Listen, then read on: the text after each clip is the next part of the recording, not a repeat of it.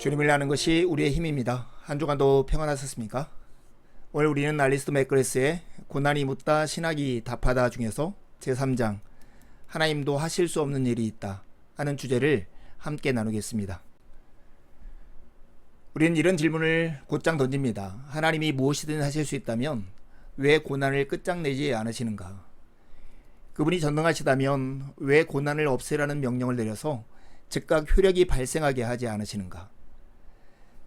이 문제는 이렇게 요약할 수 있을 것입니다. 하나님은 전능하시다. 그 말의 의미는 간단하다. 하나님은 마음만 먹으면 무슨 일이든 하실 수 있다. 그런데 이런 질문의 진짜 문제는 우리가 하나님에 대해 생각할 때 제대로 된 비판력이 없다는 것입니다. 우리는 하나님이 어떤 분이신지 이미 정확하게 알고 있는 것처럼 생각하는 경향이 있습니다. 전능하신 나의 주 하나님은 이라고 하는 찬양을 부르듯 하나님은 정말 무엇이든 할 수 있는 것일까요? 그분은 누군가에게 그분을 미워하라고 명령할 수 있을까요? 얼핏 보면 여기에는 논리적인 모순이 없는 것을 알 수 있습니다. 하지만 그것은 우리가 하나님의 성품에 대해 알고 있는 모든 것과 정면으로 어긋납니다. 또 다른 예를 들어봅시다. 하나님은 하나님을 믿기로 한 모든 사람이 구원받지 못하게 할 수 있을까요? 논리적인 차원에서 하나님은 전능하시기 때문에 그분을 믿는 모든 사람을 구원하지 않는다고 선포하는 데 아무런 어려움이 없을 것입니다. 그러나 이것은 기본적인 기독교의 믿음을 완전히 유린하는 말이 됩니다. 실제 하나님은 모든 것을 하실 수 없습니다. 간단한 사실은 이제 하나님은 모든 것을 하실 수 없다는 것입니다. 그분의 손은 묶여 있습니다. 그분은 여러 가지 약속을 하셨습니다. 그분의 행동의 자유를 제한하는 약속을 하신 것입니다. 하나님은 약속을 충실히 지키십니다.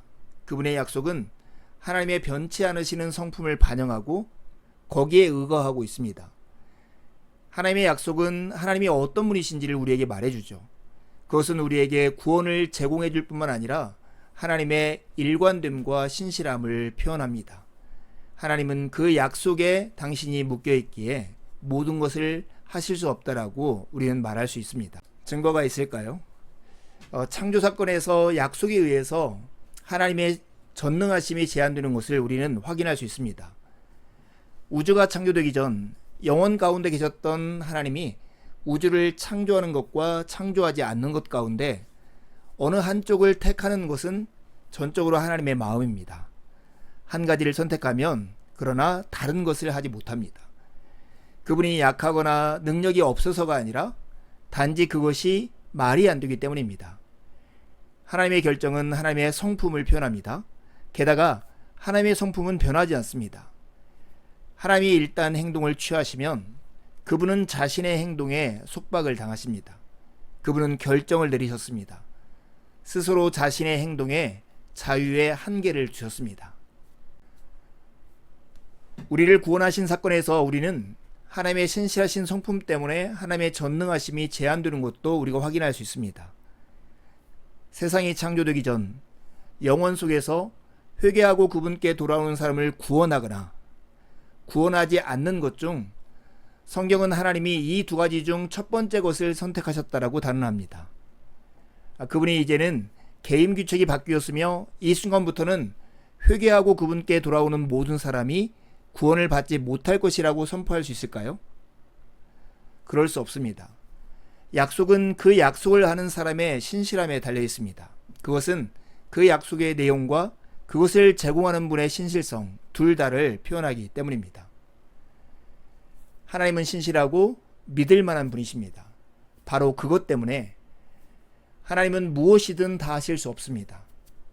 믿을 만하다는 것은 약속을 깨뜨리지 않는다는 것, 그리고 그것을 넘어 약속을 깨뜨릴 수 없다는 것을 의미합니다. 그것은 독단적으로 생각을 바꿀 수 없다는 점을 뜻합니다. 이처럼 하나님의 선택권은 그분의 약속에 의해 그리고 다른 한편으로는 그분의 신실하신 성품에 의해서 제한됩니다. 하나님은 더 이상 모든 것을 하실 수 없습니다. 우리가 사도신경에서 전능하사 천지를 지으신 하나님이라고 고백하는 것과 좀 모순되어 보이지 않습니까? 이런 고민을 우리보다 앞서 했던 학자가 있습니다. 이게 바로 오크햄의 윌리엄이라고 하는 분입니다. 사도신경 전능하사 천지를 지으신 하나님을 믿사오며에 대한 논의에서 오크햄의 윌리엄은 즉시 전능하신이라는 믿을 수 없을 정도로 단순한 말을 정확하게 무슨 의미인지를 물었습니다. 그는 그것이 하나님께서 이전의 모든 것을 자유롭게 하실 수 있었다는 의미라 할지라도 현재에도 모든 것을 하실 수 있다는 의미는 아니라고 주장했습니다. 하나님은 사랑이 많고 의로우신 뜻을 반영하는 질서를 확립하셨습니다. 그리고 그 질서는 일단 확립되고 나면 세상 끝날까지 그대로 있을 것입니다. 이 때문에 이 윌리엄은 하나님의 능력을 두 가지로 나누어 설명했습니다. 첫 번째는 하나님의 절대적인 능력이고요. 다른 하나는 하나님의 정해진 능력입니다.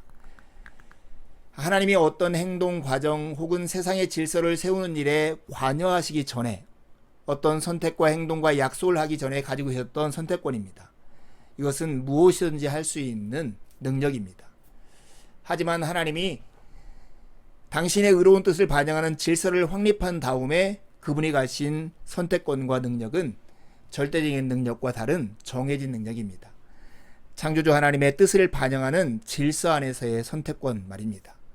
하나님의 전능하심을 이해할 때 오크햄의 윌리엄이 구분했던 이 두 가지 능력을 잘 생각해 보시길 바랍니다. 그렇다면 하나님의 전능하심에 대한 이런 이해가 인간의 고난과 어떤 의미와 관련이 있을까요? 하나님은 실로 전능하십니다. 하지만 그것이 그분이 어떤 일이든 모두 하실 수 있다는 의미는 아닙니다. 그분의 선택들은 제한되어 있습니다. 이런 제한은 하나님이 조금이라도 약하시거나 실패하셨기 때문이 아닙니다. 의도적으로 자신의 선택을 제한하기로 결단하셨기 때문에 생겨난 것입니다. 그렇다면 이런 생각은 인간의 고난에 어떤 의미를 지니고 있을까요? 하나님은 우리의 고통 때문에 상처받기로 결심하셨습니다. 하나님은 우리가 고난받을 때 스스로 고난받으시고 우리의 슬픔에 동참하시기로 결정하셨습니다. 십자가는 이 고난의 세상에서 하나님이 우리와 결속되어 있음을 보여주는 최고의 증거입니다. 그분은 이 세상에 들어오시기로 하셨고 그 슬픔과 고통을 나누기로 하셨고 마침내 십자가에서 죽음을 당하기로 하셨습니다. 그렇게 하라는 모종의 외적인 압력을 받고 억지로 그렇게 하신 것이 아니라 그렇게 하기를 원하셨기 때문입니다. 이런 하나님의 전능을 스스로 제한하신 것과 우리의 고난을 연결해 생각하면 얼마나 은혜롭고 복된지 모르겠습니다. 이제 두 가지 질문을 하고 이 과를 마치려 합니다. 하나님은 왜 모든 것을 하실 수 없다고 할까요? 하나님이 약해서가 아니라면 그 이유는 무엇일까요? 두 번째 질문입니다. 우리는 고난을 겪을 때 하나님은 왜 이 고난을 끝내주지 않는가 하고 묻곤 합니다.